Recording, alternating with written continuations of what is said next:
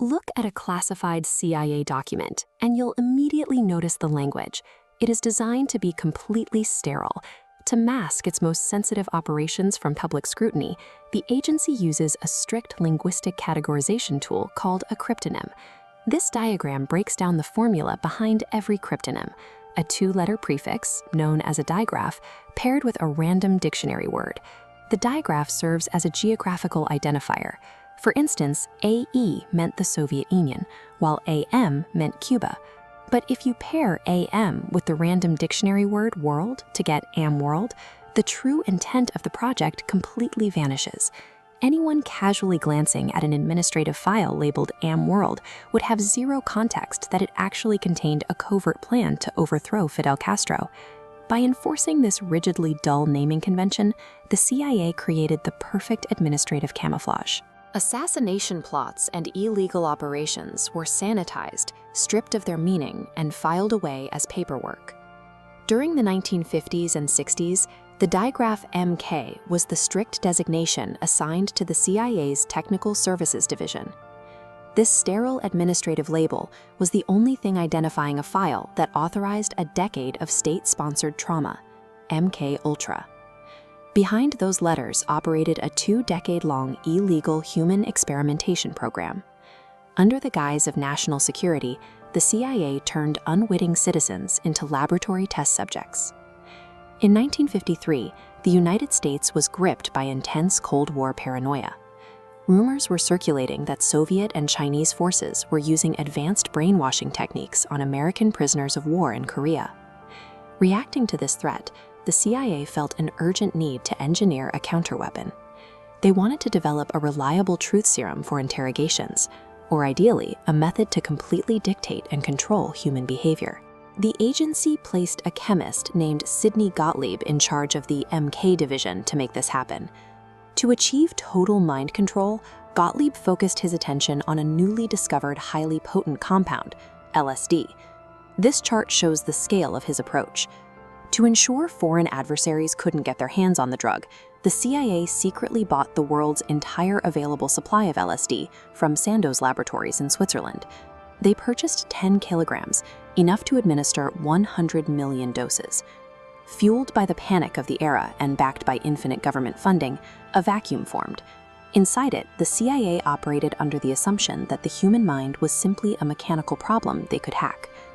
To hide the scope of the experiments, MKUltra was heavily compartmentalized. The work was divided into over 150 unique sub-projects and scattered across more than 80 independent institutions, including colleges, hospitals, and prisons. The CIA masked its involvement through funding conduits. They used front companies, like the Society for the Investigation of Human Ecology, to distribute grant money. Many of the researchers conducting these psychological studies had absolutely no idea they were on the CIA payroll. The methodology quickly bypassed all ethical boundaries. In Operation Midnight Climax, the CIA set up safe houses in San Francisco that operated as brothels. Unsuspecting men were lured in, secretly dosed with LSD, and observed by agents taking notes behind two-way mirrors. The reach extended into Canada. At the Allen Memorial Institute in Montreal, psychiatrist Dr. Donald Ewan Cameron subjected unwitting patients to extreme methods he called depatterning and psychic driving. He erased their memories with heavy drugs and electroshocks, then played looped audio messages for days on end to reprogram their identities. The program's collateral damage even included the agency's own personnel. Frank Olson, an unwitting CIA scientist, was secretly slipped LSD in his drink by his superiors. 9 days later, in a drug-induced state of deep depression, he plunged to his death from a 13th-story hotel window.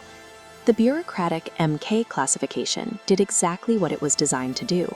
It provided airtight cover for a sprawling network of psychological torture, kidnapping, and murder, carried out in direct, blatant violation of the Nuremberg Code. By 1973, fearing public exposure in the wake of the Watergate scandal, CIA Director Richard Helms ordered the destruction of every single MKUltra file. He wanted to literally incinerate the entire history of the program. The purge failed because of a simple accounting error. While the project reports were burned, roughly 20,000 pages of financial records had been misfiled in a different building and slipped through the cracks of the destruction order. Those surviving expense reports and receipts proved to be undeniable evidence. Combined with survivor testimony, this paper trail fueled the bombshell 1975 investigations led by the Rockefeller Commission and Senator Frank Church, dragging the CIA's actions into the public light. The CIA had built a vast, intricate bureaucratic filing system to meticulously manage and hide their conspiracy. In the end, that exact paperwork is what exposed them to the world. After 20 years of illicit research, the ultimate scientific conclusion of MKUltra was complete failure. Sidney Gottlieb himself eventually admitted that LSD and the decades of experiments were entirely useless for predictable mind control. The core hypothesis was flawed from the start. The human mind proved to be far too complex and chaotic to be programmed like a piece of clinical machinery. The program remains a warning. When government agencies operate in absolute secrecy, with infinite resources and zero oversight, they eventually turn against the exact democratic freedoms they were built to protect.